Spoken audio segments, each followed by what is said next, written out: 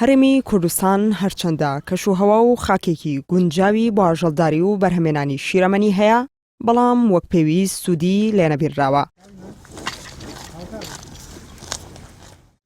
ئاژەڵدارانیش نیگەرانن لە بەفیڕۆچوونی بەرهەمەکانیان.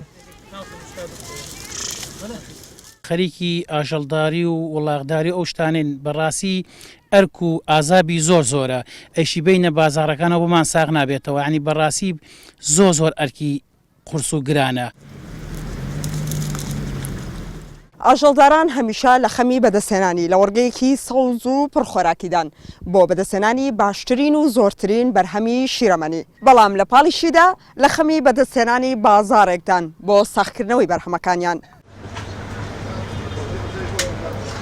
مامجەلیل لە بازاری ماسفرۆشانی سلێمانی ڕۆژانە بەرهەمە شیرەمەنیەکان لە ئاژەڵداران دەکرێتەوە و لە بازاردا دەیفرۆشێتەوە.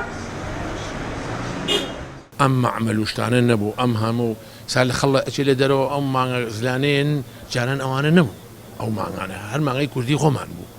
ئیساکە بە زۆری ئەم شیرەمەنیە کە هەیە بە زۆری نەو مانگانەیە ئەم ماستوشتا.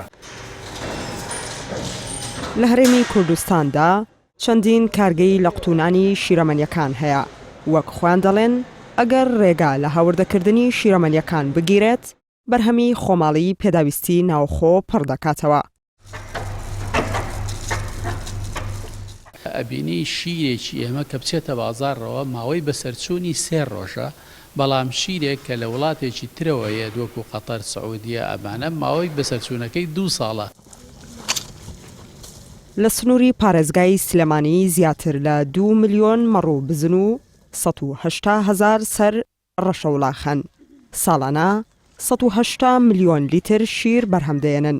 وەک خاوەن کارگەکان دەڵێن، ئەگەر لایەنە پەیوەندیدارەکان هاوردەکردن سنووردار بکەن، بەرهەمێنانی شیرەمەنی زیاتر دەبێت.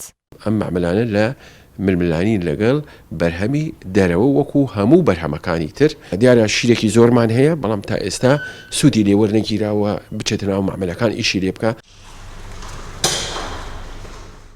بە گوێرەی ئامارێکی یەکێتی هاوردە و ناردنکاران لە هەرێمی کوردستاندا نزیکەی 80 کارگەی بەرهەمێنانی شیرەمەنی هەن کە لە 150 پێداویستی ناوخۆ پڕ دەکەنەوە. زوهرە عەلی، NRT سلێمانی.